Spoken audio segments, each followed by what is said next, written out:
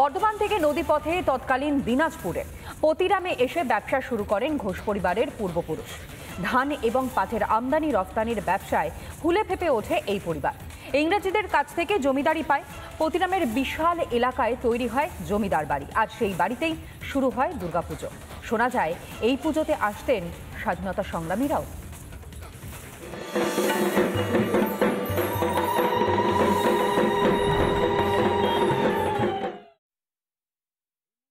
রয়েছি পতিরামে। আমার পেছনে যে বাড়িটা দেখা যাচ্ছে সেটা পতিরামের জমিদার বাড়ি বলেই পরিচিত। পতিরামের এই জমিদার বাড়িতেই হয় দুর্গাপুজো।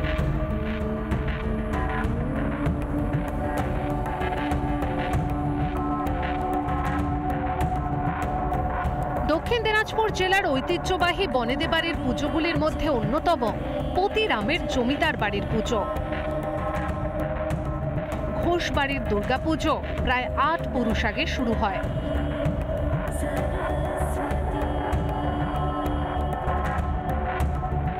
পতিরামের বিশাল এলাকায় বাড়ি তৈরি করেন, সেই বাড়িতেই শুরু হয় দুর্গাপুজো। আমরা বর্ধমানের লোক, বর্ধমান থেকে আমরা এখানে এসে আগে বটুন বলে একটা জায়গা ছিল, সেখানে বসবাস করি। তার পরবর্তী অধ্যায়ে আমরা পতিরামে আসি, তারপরে জমিদারি পারচেস করা হয় এবং তারপর জমিদারি আস্তে আস্তে বড় হয়। নিয়ম কানুন আগেও যেভাবে হতো এখনো সেইভাবে হয়। জমিদার বাড়ির একচালা প্রতিমায় রয়েছে আলাদা বিশেষত্ব। এটা একচালাই হয়। হ্যাঁ, এটা একটু চোখ মুখ আলাদা হয়। কেমন? এটা আমার চোখের পাতা টাতা হয় না, টানা চোখ হয়। টানা চোখে একচালা? হ্যাঁ, এরকমই হয় প্রতিবার এরকম একই রকম হয়। বর্তমানে পতিরাম জমিদার বাড়িতে সাগর কুমার ঘোষ ও তার স্ত্রী কল্পনা ঘোষ থাকেন। পুজোর সময় আসেন বাড়ির অন্যান্য সদস্যরা। গম গম করে গোটা বাড়ি। সাগর কুমার ঘোষ তিনি যেটা বলছেন, আগের যে যৌলু সেটা নেই, কিন্তু যে রীতি নিয়ম রয়েছে সেগুলো কিন্তু একদম নিষ্ঠার সঙ্গে মেনেই এই যে প্রতিমা সেটা কিন্তু পুজো করা হয়। মহিষবলি আগে ছিল, আমাদের মহিষবলি অনেক আগে উঠে গিয়েছে।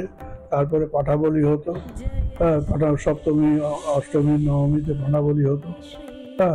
কিন্তু এখন আমার পর থেকে আমি এই বলি পূজাটা তুলে দিয়েছি। যেহেতু ঘোষ পরিবারের ব্যবসা ছিল নদী কেন্দ্রিক, আগে তাই দশমীর সকালে ছোট্ট নৌকো বানিয়ে তার পুজো করে বাড়ির ঠাকুর ঘরে রাখা হতো। কিন্তু সেই সব প্রথা আর নেই। তবে এখনো জেলার বিভিন্ন প্রান্ত থেকে পতিরাম ঘোষবাড়ির দুর্গাপুজো দেখতে ভিড় জমান মানুষ। দক্ষিণ দিনাজপুর থেকে রিপন ভৌমিক, রিপাবলিক বাংলা।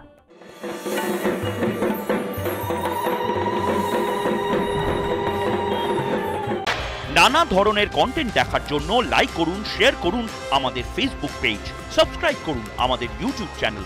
পাশাপাশি অন্যান্য ব্রেকিং নিউজের জন্য অবশ্যই চোখ রাখুন রিপাবলিক বাংলায়।